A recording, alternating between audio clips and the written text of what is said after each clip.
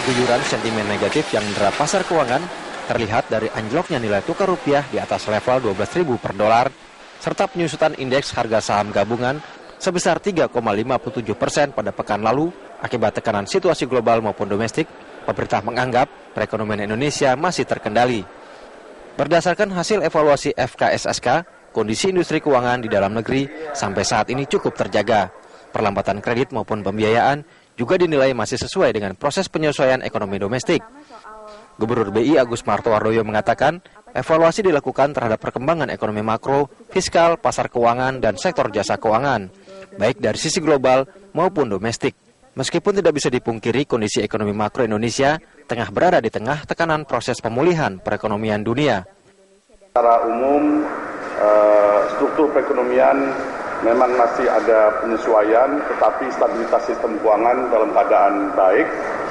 Kita mengetahui bahwa nilai tukar ada depresiasi khususnya di 2 minggu terakhir sebelum akhir kuartal ketiga tahun 2014, tetapi secara month-to-month itu kurang lebih 1,57%. Perkembangan yang terjadi baik di sektor perbankan, di pasar modal, pasar keuangan, fiskal, dan secara umum kami bisa menyampaikan bahwa situasi terkendali dan masih di dalam kontrol, more or less itu in line dengan apa yang diperkirakan.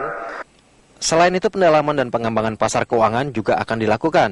Begitupun di pasar modal, Otoritas Jasa Keuangan sudah menyiapkan langkah-langkah antisipasi bila terjadi pelarian dana ke luar negeri.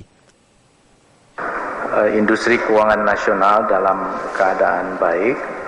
Kita mencermati seperti yang disampaikan Pak Menteri tadi, apa yang berkembang di luar dan mencoba mengantisipasi dan tentu saja melihat kembali kesiapan industri keuangan kita. Oleh karena itu kita banyak melakukan stress testing.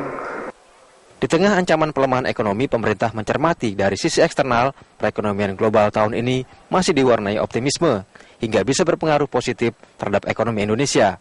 Apalagi Dana Moneter Internasional berani menaikkan proyeksi pertumbuhan menjadi 3,7% dari proyeksi sebelumnya.